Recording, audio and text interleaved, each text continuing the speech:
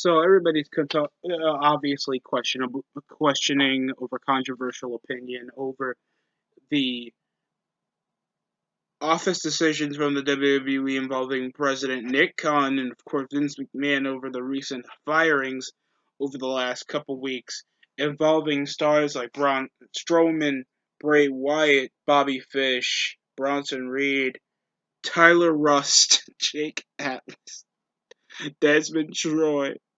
Uh, get get. I'm glad they released Mercedes Martinez. She looked ugly as shit. She looked like a Russian ugly woman, even though she's supposed to be Latina. Not the best way to go about it. Tyler Rust, a member of the Diamond Mine, got released. Dang Connor Reeves, that's been on NXT like forever. Like I know who Connor Reeves is on NXT, a person that was never destined to be over in the main roster. Why have a developmental with no other people willing to succeed to go over that leap? So this is exponential fire. By the way, this is consulting around developmental. If you guys are not exceeding the factoid that people are gonna fire talent from a developmental, you guys got a problem. Or some extent to feel like, oh, NXT's a long-serving wrestling fit. It's a developmental proceeding over guys, majority of so, like Mercedes Martinez, Bobby Fish, Jake Atlas, Sarah Smith, some giant Zanjir, and Bronson Reed, 30-year-old jobber, midget, like no good physique, having people that look like douchebags with no charisma and not willing to exceed over staying in the same minimal 10,000 a week capacity of a training facility or Full Sail University's arena. What's with you people? What's exceeding this is a negative factoid that Nick Khan's doing something bad. I obviously don't care about Nick Khan. People are exceeding over, oh, he's firing all these jobbers. He's doing business side. If these people are not making money, you get rid of the people that are not making money. This is the extortion of the indie craze that happened back in over 2016. If if there was no uh Smarks back in the growth of the Smarks in 2016, Bobby Fish, Bronson Reed, Mercedes Martinez, Leon Ruff, Jake Atlas, none of these people would be of conversation right now. The only questionable thing that I probably have an issue with is Ric Flair probably getting released, and possibly Bray Wyatt because I already made my opinion on it on my recent video that I'm not linking down below because I don't have editing skill. Yeah, other than that, it's just displaying like the obvious like inconsistency with the fan base on how they who believe they think have talent or just pretending to like over some semblance of a reason. I in some sort blame the wrestler for the wrestlers and I blame the front office. Either way, like the talent that like they're already pushing over the right direction. That they're trying to get rid of veteran indies and trying to actually extort. Because I'm hearing that they're trying to proceed over more sizable, like people like Rick Boogs, but younger. You should be getting people that look a bit like Ricochet, but have more like mic presence or presence to be on TV. You should be getting people that look profitable. You should be getting. Fandango and Tyler Breeze, in my opinion, they could have stayed. Shouldn't have been on NXT though. Ontario Reyes didn't even have a cup of coffee on the main roster. I don't think he was even part of Retribution. Tony Nese indie jobber. So is Ari Davari. All these guys have no like profitability other than just being a generic guy unless we do a paparazzi production part 2.0 on 205 Live and you push it over to the main roster. Everrise got released. People complain that Everrise got released. A part of the Undisputed Era got released. What a dying day for NXT. I'm just still conflicted why a developmental tag team is ranked higher in the top 50 than than Hall of Famers right now.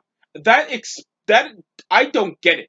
And these guys are probably going to the Hall of Fame all because of what they achieve over developmental. That scares me over the time they wasted.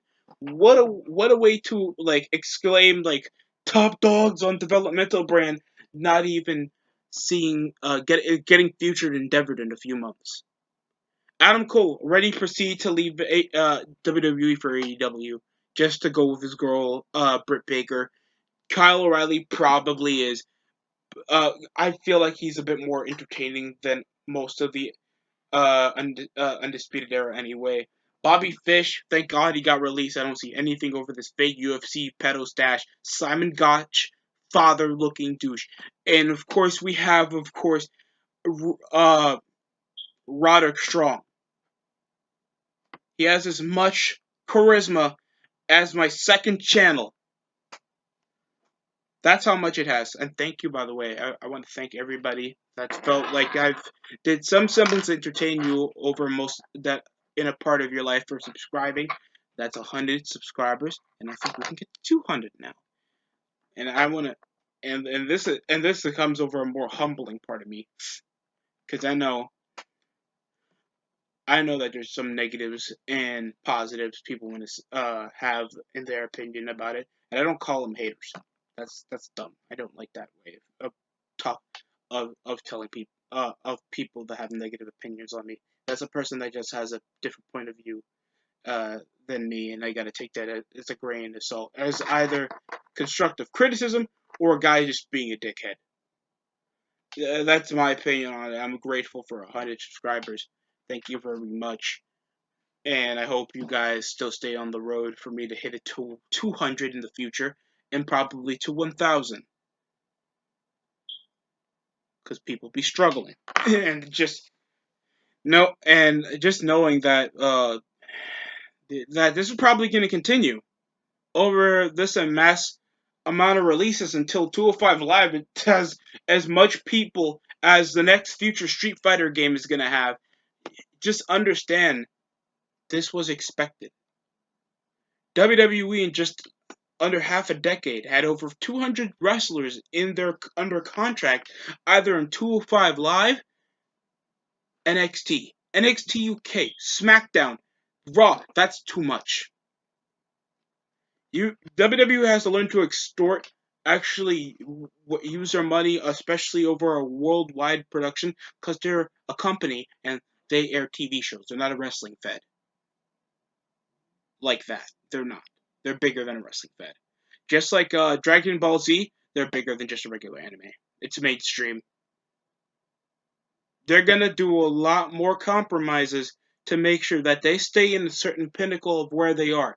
Because over like quality wise, they're shit, but financially and the way they extend over their brand, WWE's are geniuses over this.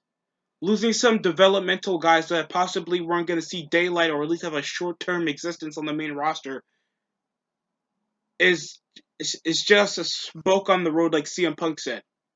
And I hope people understand that, because a lot of people have a lot of negatives over the recent releases with with Nick Khan and Vince McMahon, Triple H, and just knowing like the thing with NXT, what's going to happen is what you should have been expecting. I have nothing against any of these wrestlers, but if this is not showing over back at Cinderville Production, shout out to him, or Swerve Show, or Joe Cronin, or Smart Busters, these people are not doing enough to make sure NXT would get what it would like to get, and that's a higher audience. And if that's not happening over a consistent basis, and they're not bigger than as much people on the Raw or SmackDown brand, you need to get rid of them. They're not providing anything financially. If you have a new character on a TV show and he's not as popular as the other minor characters on your TV show, or are never going to have that much of a big impact to be as big as the major character, why keep them? That's a waste of money, and you need to lose and you need to gain as much money as you lose it. And that's what's bleeding out what most of these guys coming over from the indies, or just guys like guys over on NXT UK that I'm shocked they didn't shut down now, thanks to the UK market or the Euro market not pleading, like Euro wrestling not really pleading well with the Western audience. No one and their mother except wrestling otaku and his mother probably watch NXT UK and review it. And if you do review NXT UK, just know I possibly know how many drugs you do. And just I don't know why you guys report this like this is a big deal. I don't know. Nobody ever in my life reviewed went over OVW releases, FCW releases. Uh, just just just crying over spoiled milk. Like you should have known it was going bad by the jump. You looked what time you got it. That's literally most of the people that got released. And that's it coming from me because I'm not trying to waste my breath on most of these people.